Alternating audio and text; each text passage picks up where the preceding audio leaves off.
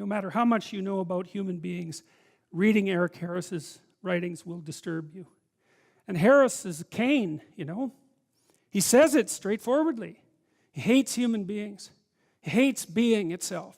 He would destroy everything if it was within his power to do that. And of course, him and his colleague were motivated to produce far more carnage than they managed that day. What was successful was only a fraction of what they had planned. And Harris said very straightforwardly that he had set himself up as the judge of being, and that it lacked all utility in his eyes. Human beings, certainly, should all be removed from the face of existence because of their pathology and the fundamental horrors of being itself. So there's nothing in the Cain and Abel story that isn't real. It's real, and Cain complains to God, as people will when their dreams are dashed. And that goes for people who don't believe in God too. It doesn't really matter, you know. It's harder, I suppose, if you're atheistic to figure out who to blame. But that doesn't mean that the sentiment, well, it doesn't mean that the sentiment is any different, right? The same drama is being enacted. You shake your fist at the structure of being rather than at God himself, but it doesn't make any difference except in the details. So God responds to Cain and tells him that he's got no right to judge being before he gets his sacrificial house in order. And even worse, he says that Cain is the architect of his own downfall, and the invited catastrophe in into his own house willingly, and entered into a creative union with it, and therefore brought about his own demise. And it's that additional self-knowledge, and you can imagine too, you know, imagine that you're facing your life, you're facing the failures of your life, and let's say that you've had a failed life, and you're bitter about that, and then you meditate upon it, and you think, well, why has this come about? And then you think, well, perhaps I did something wrong. You know, when Alexander Solzhenitsyn wrote the Gulag Archipelago, which is the book that detailed the catastrophes of the Soviet Union and helped bring it down, there's one part of that book that just struck me so viciously when I read it. He was in the Gulag, and he was there for a very long time, and he said that he observed a variety of people in the camps who he really admired. They were rare. They were usually religious believers in his experience, who were not participating in the pathology of the camps at all, period, no matter what. He said he learned a lot from watching those people. He had a hard time believing that they even existed, that they could even exist. But he said that one of the things that he was brought to as a consequence of watching those people live their contract with goodness out, even under the most horrifying of conditions, was that it was possible that he himself was responsible for his position in the camp. Now, it's a very dangerous line of argumentation, you know, because who wants to be the one who blames the victim for the catastrophe? You know, you have to be very careful when you walk down that road. But Solzhenitsyn was speaking about himself. And he said, well, he was a communist, you know, and he arrogantly and forthrightly moved the movement out into the world and had not fully gone over his life with a fine-tooth comb to find out what mistakes he had made that brought him so low. But his contention eventually was that part of the reason that he ended up where he ended up was because he and many others had completely forfeited their relationship with the truth and allowed their society to degenerate into deceit and tyrannical catastrophe without mounting sufficient opposition. And so he decided when he was in the camps to straighten himself out bit by bit, and that culminated in the production of the Gulag Archipelago, and that book really demolished once and for all any moral credibility that the communist totalitarian systems had left.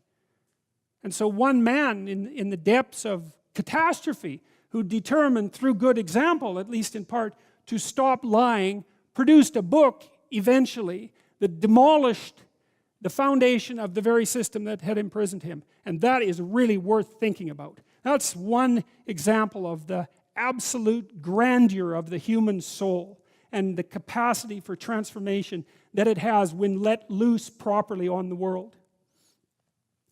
So let's say you're conceptualizing your own failure, and you meditated on it and you come to the conclusion that God forced Cain to. Hey, not only have things not been going very well for you, but it's actually your fault.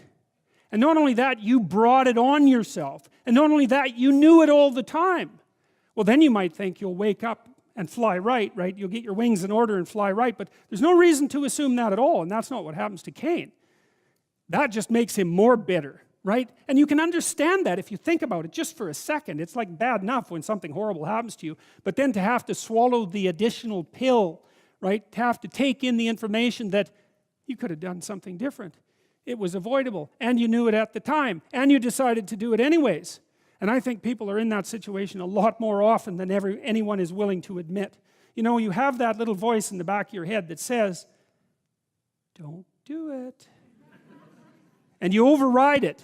And it's arrogance that makes you override it. It's always arrogance, It always warns you. It's always arrogance. Yeah, I can get away with it. It's like, no, you can't. I don't think you ever get away with anything.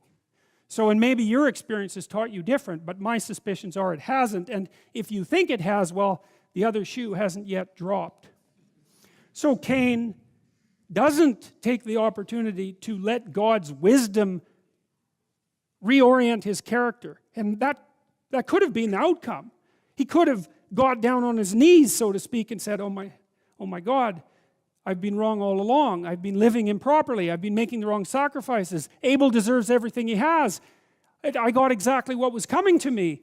Could I possibly now straighten myself out and live in repentance and improve my position? But that's not what he did at all. He said, all right, fair enough. I get it. It's like, I'm going to go after the thing I most admire, and I'm going to destroy it. And I'm going to do that despite its cost to me. And I'm going to do that just to spite the creator of being. Well, that's exactly what Harris did at Columbine. It's exactly what he says, in fact, in his uncanny writings. It's why the mass murderers always shoot themselves afterwards, not before. Because you might wonder, if you're so upset with the structure of being, why you don't just commit suicide in your basement? Why do you have to go out and mass murder before you top it off with a gun to your forehead? Well, you don't make the point as effectively if you just commit suicide in your basement. It's like, well, my life means nothing to me, but neither does anyone else's, and neither does the structure of being itself, and I'll take all my revenge as much as I possibly can, and then just to show you how little I care, I'll cap myself off at the end. And I would say also, people say all the time, I don't understand how that could happen. It's like, I don't believe that. I think an hour of thought, of real thought about your darkest feelings about existence itself, illuminates the pathway to that sort of behavior quite clearly. And I think I might be wrong. Like, I might be a darker person than most, and it's certain. Okay.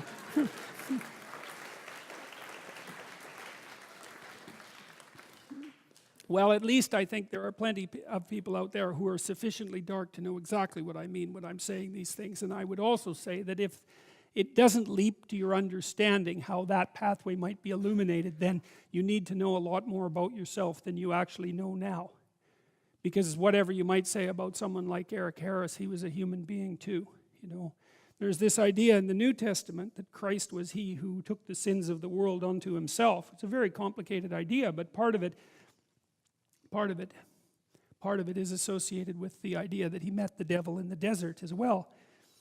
To take the sins of mankind onto yourself is to understand that within you dwells exactly the same spirit that commit the atrocities at Columbine or that ran the camps at Auschwitz, and to actually understand that that's part and parcel of your makeup, and then to take responsibility for it. And I think that in the aftermath of the terrible 20th century, that's what we're left with. We're left with the necessity to take responsibility for the most terrible aspects of ourselves. And that way, perhaps we can stop those terrible things from happening again. That's all.